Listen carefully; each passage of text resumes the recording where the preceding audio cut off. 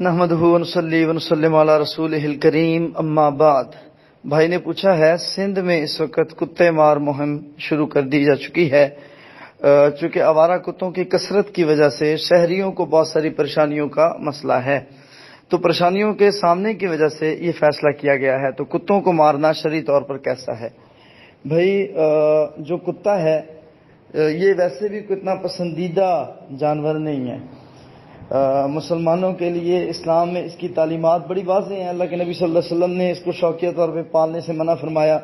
جو بندہ اس کو شوقیہ طور پہ اپنے گھر میں پالتا ہے اس کے لیے نبی صلی اللہ علیہ وسلم نے باقاعدہ وعید بیان فرمائی، اللہ کی رحمت کے فرشتے اس گھر میں تشریف نہیں لاتے، برکت اٹھ جاتی ہے، بہت سارے مزید معاملات جو ہیں وہ جاری رہتے ہیں۔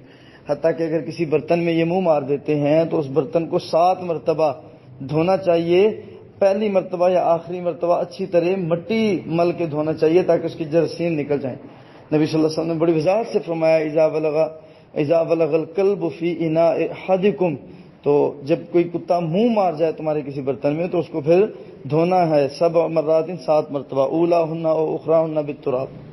تو رہی بات ان کو مارنے کی، تو جب ریاست کا یہ فیصلہ ہے تو اس میں انشاءاللہ میں یہ سمجھتا ہوں کہ شرعی طور پہ کوئی حرج نہیں ہے۔ ہو سکتا ہے کوئی ساتھی صحیح البخاری کی وہ حدیث سامنے رکھے کہ اللہ کے نبی صلی اللہ علیہ وسلم کے دور میں مدینہ منورہ میں صحابہ کرام نے ایک کتے کو پکڑا، اس کو درمیان میں گھیر لیا، کچھ گلی کے اس کنارے کھڑے ہو گئے، کچھ گلی کے اس پار کھڑے ہو گئے، وہ کتے کو مسلسل اپنا نشانہ بنا رہے تھے اور اس کو مار رہے تھے۔ تو وہ کتا کبھی بھاگ بھاگ کے ادھر جاتا کبھی ادھر جاتا، تو اللہ کے نبی صلی اللہ علیہ وسلم نے فرمایا انہ خلق من خلق اللہ فلا تضربوها، یہ اللہ کی مخلوقات میں سے مخلوق ہے، اس کے ساتھ یہ طریقہ یہ حربہ استعمال نہ کرو۔ تو ہو سکتا ہے کوئی ساتھی اس بات کو بنیاد بنائے اور وہ یہ کہے کہ جی دیکھیں پھر حدیث میں یہ ممانعت ہے۔ تو بھائی جو آوارہ کتوں کی کثرت ہے تو اس کو اگر ریاست اس طریقے سے کچلنا یا ختم کرنا چاہتی ہے تو میں تو سمجھتا ہوں اس میں کوئی قباحت نہیں ہے۔ باقی مزے لینے کے لیے، نشانہ بازی کرنے کے لیے کتوں کو زخمی کرنا یہ غلط ہے۔